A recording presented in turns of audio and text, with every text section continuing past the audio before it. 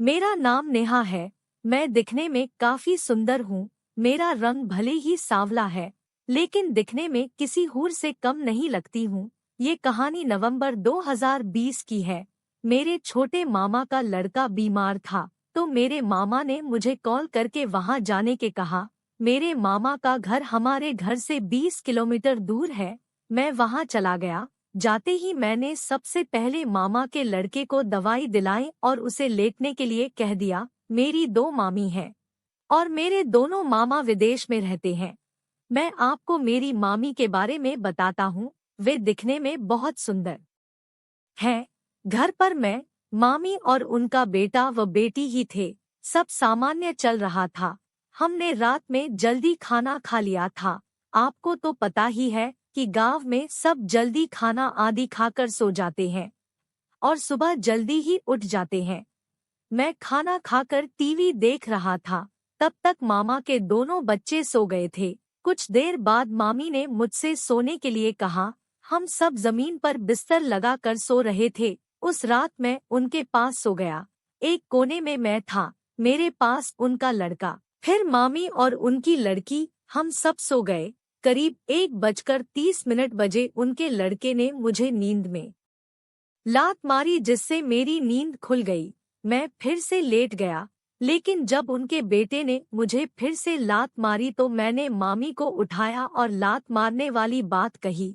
वे अपने बेटे को दूसरी तरफ करके सो गई। अब मेरी बची खुची नींद भी गायब हो गई थी, क्योंकि अब मेरे बगल में मामी सोई थी, जिन्होंने मेरी तरफ पीठ कर रखी थी और उनका पुष्ट मुझे साफ दिखाई दे रहा था।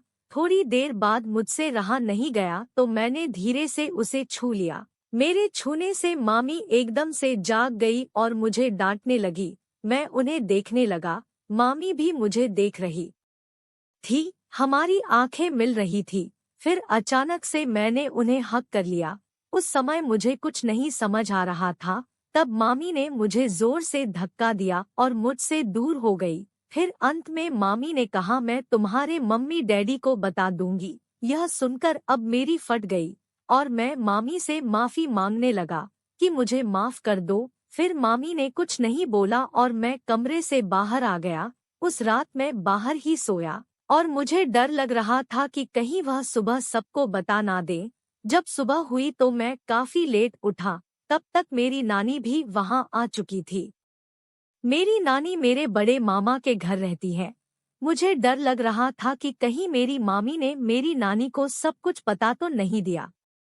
लेकिन जब मेरी नानी से मेरी बात हुई तो मुझे लगा उन्होंने ऐसा कुछ नहीं बताया। तब मामी घर की सफाई कर रही थी। उसी दिन मम्मी का कॉल आ गया और मैं घर चला गया। कुछ दिनों बाद मुझे फिर मामा के घर पर कुछ काम निकल आया था, इसलिए मैं वहां गया। जब मैं वहां पर शाम को पहुंचा तो सीधा छोटे मामा के घर गया।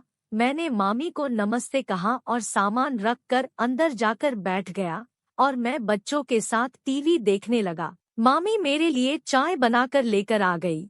इस समय सर्दियों का मौसम था, इसलिए मैंने कंबल ओढ़ रखा था। मामी को किसी का कॉल आया हुआ था। वे मुझसे बातें करती हुई मेरे पास आकर बैठ गईं और मामी मेरी तरफ देखकर मुस्कुरा रही थी और फोन पर बात कर रही थी। फिर वे किचन में गई। मैं भी उनके पीछे आ गया।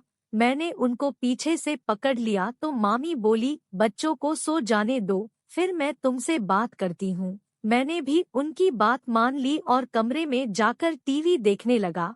जब सब बच्चे सो गए तो मैं और मामी दूसरे कमरे में चले गए। इस बार उनके चेहरे पर एक अलग मुस्कुराहट थी। जब हम दूसरे कमरे में गए तो मैंने मामी से पूछा कि मामी क्या हुआ, इस बार आप कैसे मान गई? तो उन्होंने कहा कि तेरे मामा को विदेश गए 1 साल से ऊपर हो गया है और इतने समय से मैं अकेली हूँ। उस दिन तो मैं इसलिए डर गई थी कहीं तुम कुछ और ना समझ बैठो। इसके बाद मेरे और मामी के बीच फुटबॉल मैच प्रारंभ हुआ। पहले हाफ में मैंने कुल 3 गोले मारे और दूसरे हाफ में 6 गोल मारे।